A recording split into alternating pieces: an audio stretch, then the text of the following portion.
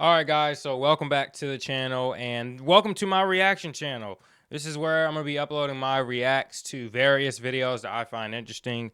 I found this video today called The Real Reason Why People Become Atheists. Religion is a big conversation I like to have with people, and it's a big topic for me. I like, studying different religions and different faiths, and I like learning about religions as well. Though I'm not religious myself, I do like, seeing how people go about, viewing different religions and morality and stuff like that. Also just like deep conversations in general. So today I'm going to be watching this video called The Real Reasons Why People Become Atheists. Now, I don't know if I'm going to watch all of it, but just want to hop on here, do a reaction because I'm not doing anything with this channel anyway. So might as well just react to some stuff, give you guys content. So here we go. The Real Reasons Why People Become Atheists. Let's check it out.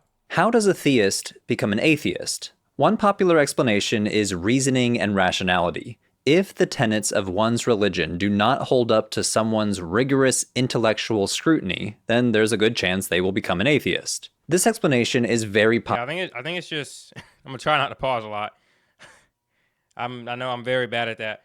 I think it's just a thing of like people think too much, and this is something that I did as well. People think a lot, they just, they want to think, and they want to think outside of the box. That's more of so what I mean. They think outside of the box, and as people grow up, they gain the knowledge of other things, that may not align to what they were taught to believe when they grew up. So, yeah, I mean, I think that's probably one of the biggest reasons. It could be like an environmental thing where, someone grows up with a horrible childhood, and that makes them, be like, how could there be a God if my childhood's so bad? I'm sorry, I have to flip the viewfinder out on my camera. I cannot see myself right now. It's so irritating. Hold on. All right, that should be good. All right, cool.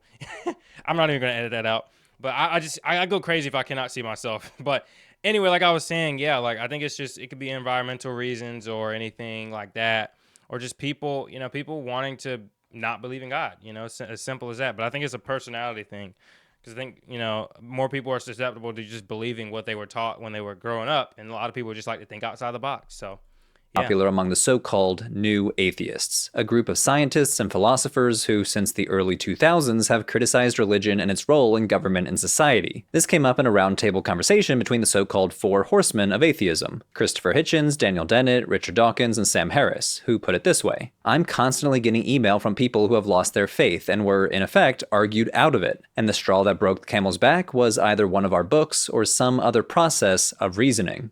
Sam Harris seems pretty clear. Yeah, you don't even need like a book. I mean, a lot of people just become atheists by just simply not believing it. A lot of people just simply don't believe the word of God, or whether that's a monotheistic God or any other religion. A lot of people just, I don't find this to be true, and they just don't believe it. Information, you can reason your way into becoming an atheist. And many atheists have shared personal accounts describing their atheism as, to some degree, resulting from critical analysis. So is analytical thinking really a main driver of atheism? Well, in recent years, scholars have found that the correlation between atheism and rationality is actually very inconsistent and cannot be found across cultures. In fact, there's an emerging picture that there are much more important causes of non-belief. In this episode, we're going to explore several social and psychological pathways that lead people. I find interesting is there are so many people that go to church every day but are deep down atheist. Like they go to church but they don't believe it. They're trying to convince themselves they do, but they don't really believe it. People to atheism. Check out these headlines. Religious faithfuls lack logic. And by the way, I'm not an atheist. I'm an agnostic. I believe in a higher power, just not one of the monotheistic gods. Study implies. Analytic thinking erodes belief in God. Even the religious lose faith when they think critically. These stories came out just a few years after that round table during New... It can just be argued that it's faith. You don't need proof of a religion because religions are faith-based. So if someone's arguing against a religion, well, I can just say, it's faith, my man. It's not facts. Atheism's peak popularity, and all of these articles were responding to a paper published in the journal Science by the psychology professors Ara Norenzayan and Will Gervais. It was titled "Analytic Thinking Promotes Religious Disbelief." And the article shared findings from experiments that seemingly showed that people report being less religious when they were exposed to tasks associated with critical thinking, like doing a word puzzle or looking at an image of Rodin's The Thinker. Now, the authors acknowledged that the findings of the study were modest, and they were based on a limited dataset, experimenting on a group of Canadian university students. Given these limitations, the results could be due to the fact that the study involved self-reporting in an experimental setting. In other words, participants could have been influenced by the context in which they were asked about their religious beliefs. Participants might have felt pressured to say they were less religious when exposed to a symbol associated with rationality. However, despite the modesty of the study, the media quickly boosted it as evidence that critical thinking would be the end of religion. Well, the scientific process continues, as it always does, and other scientists could not replicate the results. One of the most interesting follow-up studies found that correlations between analytic thinking and atheism were not only weak, but actually changed across cultures. In fact, in some countries, analytic thinkers might be more religious. They published their findings in the article, Analytic Atheism. A lot of thinkers just think deeply about their religion and think more about their religion, but a lot of people just venture out, you know? That's why it's really interesting to see like a really, really religious guy argue against a really, really atheist guy, you know? It's like two guys clashing, you know? Cross-culturally weak and fickle phenomenon. They hypothesized if analytical thought predicts lower belief in gods, this predictive effect should be both substantial and universal across cultures. So they studied 13 diverse countries with different religious populations, including China, India, the United Arab Emirates, and the United States, among others, administering a cognitive test designed to measure analytical thought. They found that only 3 countries showed evidence of a link between analytical thought and non-belief: Australia, Singapore, and the United States. Other countries had ambiguous results, and even a few showed the inverse. For example, the results from the UK found that analytical thinkers were mildly more religious. They concluded that the relationship between cognitive reflection and disbelief is globally both weak and fickle. So, as it stands, despite ongoing research, there is not much evidence to indicate that rationality is a meaningful pathway to atheism, at least on the society level. There are plenty of anecdotal examples of individual people who converted to atheism through a process of critical analysis. But at the large scale, the population level, correlations between critical thinking and religiosity differ depending on where you test for them, which doesn't really match the stereotypical new atheist thesis. So if rationality is not the main cause of atheism, what is? Noren Zion and Gervais continued their research by flipping the question on its head. Instead of asking how do theists become atheists, they followed up with another study asking, what does it take for people to be believers in the first place? What does it take for people to be believers? I'd say just, you know, like I grew up Christian. I was forced to be Christian for a long time in my life, which I'm not going to say that's bad or good, but you know, I don't know. I wouldn't, if I had ever had a kid, I wouldn't force them to be a certain way. I would teach them that, hey, here's Hinduism, here's Islam, here's Christianity, well, I don't know if I would present Mormonism to them because I have a lot of suspicions about that in the faith in the first place. But I would let them be whatever they want to be, but I wouldn't force them to be, you know, like let's say I was a Christian, right? Say I was a Christian and I raised my child to be Christian. I get it. You know, you want your offspring to be the same as you. You want them to be like a little you. You know, I get that, but I don't think it's right for people to raise kids. You know, like the question, what does it take for believers to be believers in the first place? I think a lot of reasons why you ask an 8-year-old, hey, who do you believe in? I believe in God, because you know they were taught that. You know, not because they genuinely want to believe in God, because an 8-year-old doesn't care about God.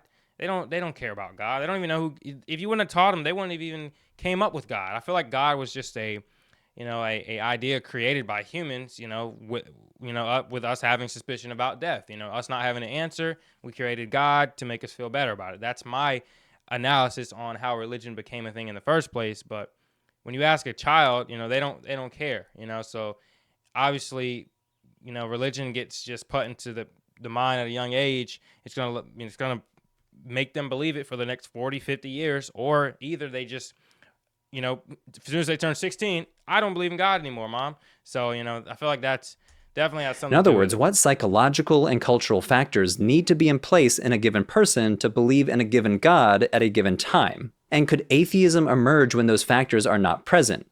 They came up with 3 additional psychological and social factors that may promote and maintain a person's belief in God: mentalization, or the ability to imagine the mind of another; motivation; and cultural credibility. Maybe atheism is a phenomenon that arises when you don't have enough of these factors in play. Let's break it down. They hypothesize that people need to be able to form stable mental representations of gods and other supernatural agents in order to continuously believe in them. Now, what do I mean by stable mental representations? If you have a hard time imagining gods, you might be less likely to believe in them. Neuroscientists of religion have argued that we probably think about gods using the same cognitive systems that we use to think about the minds of other people. This is a set of processes called theory of mind, or mentalizing, which refers to the ability to attribute intentions, beliefs, and desires to other minds. This cognitive ability plays an important role in how we connect with others, like anticipating people's reactions, gauging their emotions, or responding in a way that feels right to them. It stands to reason that individual differences in this intuitive mind-reading ability might be associated with different degrees of belief in gods, because these same theory of mind pathways in our brain may help us attribute emotions and intentions to the invisible agents that we call gods. So having a slightly tougher time decoding mental states in others might make it just a little bit tougher to mentally represent Sorry if there's noise in the background. My window's open. supernatural agents. The authors tested this idea, and their initial experiments did find some limited correlations. People who found mentalizing tasks a little bit more challenging also tended to report higher rates of atheism. However, a subsequent study found that the correlation between mentalizing and non-belief are small, inconsistent. I feel like, and I don't want to say this is like disrespectful, to be disrespectful, but I feel like people that like go their whole life just believing one religion, never question it, are like a much more simple-minded than atheist or anyone else that, you know, thinks about morality or, you know, religiously or anything like that. I feel like people that can just take an idea they're given when they're 8 and then believe it until they die are much simple-minded. And then that's not even mentioning people that just don't even think about death or even think about that. You know, like there are people that live their whole entire life not once thinking about what happens after. You know, they just kind of believe what they believe. You know, let's say they're Christian, and you know they just kind of believe that for life, and then they die. You know, like they don't ever question it. They just like, okay, it's like you just give them a script and they just take it and they run with it. You know, I'm not saying that to be disrespectful, but I feel like that's, you know, it's just unhealthy. Across countries and is easily overshadowed by other cultural factors. Imagining the mind of others. But it's I don't know. It's just I feel like we should think beyond that. You know, a lot of people that are religious, you know, or claim to be religious, can't even tell you a text out of their book. You know, so it's like, are you really religious? Or are you just kind of sticking on it to not feel, you know, bad about death? In a way, others may not be all that central to belief in gods. After all, many religions conceive of God or gods as totally unhuman-like, unknowable, and much less likely to have a close relationship with humanity. So there are plenty of theological options out there for people who have a tougher time mentalizing gods. So if mentalizing may not be all that necessary for believing in gods, what is? Noren Zion and Gervais hypothesized another pathway: apathy. In order to continuously believe in a god or gods, people need to be motivated to treat them as real. Sociologists and anthropologists have argued that religious motivation that's why I say like the thing of like being raised to believe a religion. You know, like you're forced to go to church, you're forced to pray every night, you're forced to pray before every meal, or whatever religious, you know, tradition that different people do. I feel like that's why people stick with religion throughout their whole life. Intimately connected to people's everyday circumstances, but religious motivation is not evenly distributed across the world. Under conditions of instability, insecurity, and chaos, people often become more religious, and religious beliefs and practices might help individuals cope with existential anxieties like the fear of death. These theories have variously been called the terror management theory, compensatory control, existential security, or the secularization thesis. One example comes from the work of Harvard professor Joe Henrich and his colleagues, who looked at how experiencing war motivates religiosity. The authors analyzed survey data from 3 post-conflict countries, Uganda, Sierra Leone, and Tajikistan, and they found that people who were exposed to the horrors of war were more likely to participate in Christian or Muslim religious groups even a decade later. Moreover, the elevated religiosity emerges gradually over the more, they want to gravitate to Time. something because This they've been through suggests so that much after the fighting ends, trauma. people are motivated to seek out social groups and eventually sort themselves into religious groups. So perhaps atheism is more likely to occur where people are slightly more apathetic and less concerned with existential threats. That might explain why atheism is more common in societies with less income inequality and stronger social safety nets. For example, the Nordic countries have rapidly secularized over the last 70 years or so, in tandem with what political scientists describe as conditions of existential security. Scholars argue that the result is disaffiliation from religion, less and less public religious practice, and finally, high rates of atheism. Okay, so we've discussed mentalization and motivation as factors that people might need in order to believe in gods. The third is credibility from their peers, which comes from a quirk of cultural learning called credibility enhancing AKA your family. displays.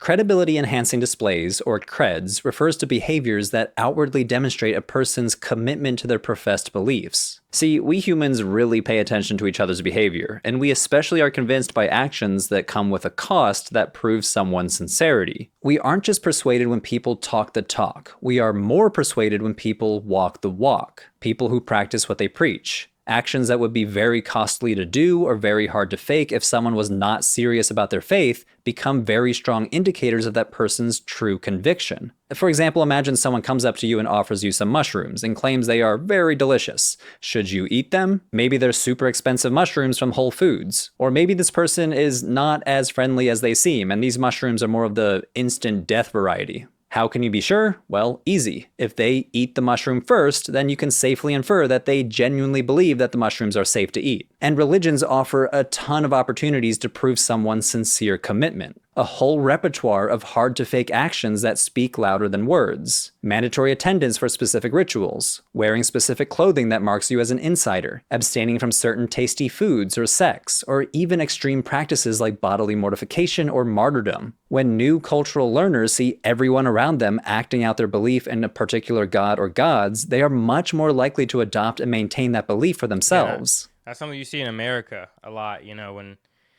when you grow up. When I grew up, everyone around me was Christian. Everybody around me, everyone I went to school with, everyone was a Christian. There was very few, like, everyone that was like a different religion was of a different culture, obviously, but like there was 90% of the people around me were Christian. And when I saw that, and I saw that, my family and everyone, it kind of scared me into not even believing in God. So I feel like that's just what pressures people to, latch on to God and, hold on to that belief until you die, because you're already, I feel like a lot of people question it, but they never say anything, or they just like, what, if maybe it's right, maybe it is the truth. I'll just hold on to it and die, and I'll see in the afterlife. And I feel like a lot of people just get comfortable with that, and ultimately that's why people stick with religion their whole life, and they never question it, which, it's just somehow which is just how some people roll. I'm not that type of guy. I've questioned everything. Every day I've been in church, I've been sitting there like, this, I don't really believe this, man. I couldn't convince my own self. I can't convince my own self that a religion is real. I tried for years and years and years, and ultimately I became an agnostic. So who knows? I guess we'll see in the afterlife. But yeah, I think I'm gonna end it off there. This video's long enough. I'm just talking. But yeah, let me know what you guys think in the comments below. Did you not like my opinion? Did you like it? Do you disagree on anything? Are you religious yourself? I'll be respectful of all religions. That's all. It's always how I've been, because I'm just as right as you are, and I'm just as wrong as you are. So at the end of the day, we're all just in this, life. We're all just living our own life and doing our own thing. So yeah, let me know how you enjoyed the video in the comments below. Smash the like button. Yeah, until next time though, peace out.